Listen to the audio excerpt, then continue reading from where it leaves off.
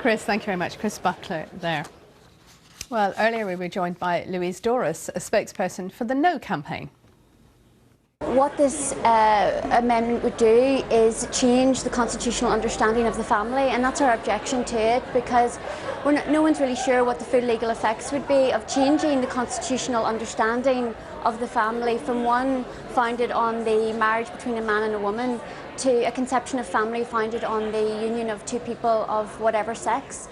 We're concerned about issues like donor-assisted reproduction and surrogacy, all of the ethical issues around that, and we're also very concerned about freedom of conscience issues and what it will mean going forward for people who continue to believe in the traditional conception of marriage and family. So is it the constitution changes you're mostly concerned about, or is it gay marriage? It's mostly the constitutional changes because, as I say, the family is defined in the Constitution as the natural family founded on the union of a man and a woman. And there's also a constitutionally protected right in Ireland for married people to procreate. So once you extend the right to marry to people of the same sex, that means that they too will enjoy a constitutionally protected right to procreate. And that means that they will have a very strong claim to methods of assisted reproduction, including donor-assisted reproduction and surrogacy. And those are hugely ethically problematic issues. Those things commodify children, they split the biological ties between parents and their children. So there's massive children's rights issues here at stake. But surely those same issues would be the issues faced by a man and a woman who were married. Well, obviously a minority of male-female couples look to things like donor-assisted reproduction and surrogacy, but same-sex couples by definition would require those methods in order to procreate.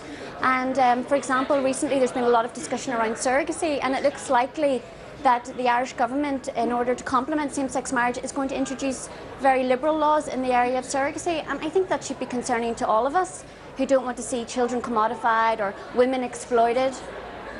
Do you think that's what other countries are doing then, commodifying and exploiting children, those who have it embraced or enshrined in their constitution for everyone?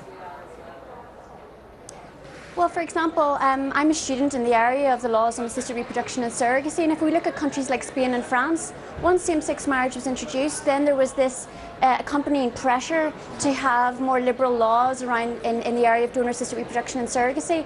In France, after same-sex marriage was introduced, assisted reproduction was going to be opened up to lesbian couples and surrogacy was going to be introduced. And it was only because those people who believed in traditional marriage and family objected to those plans that the French government was forced to cancel them.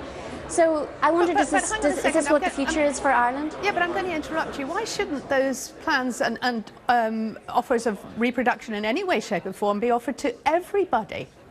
Why does one side say, no, you can't have it for moral or religious reasons?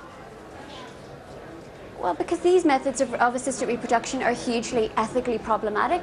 Donor-assisted reproduction and surrogacy, they split the natural ties of children. And so before we just open up the field to all of these things, we have to really reflect and think about the rights of children as well as the rights of adults. I'm going to go back to my previous point, though. That could apply to men and women as well as same-sex couples, though. I'm not sure you've got a valid point there.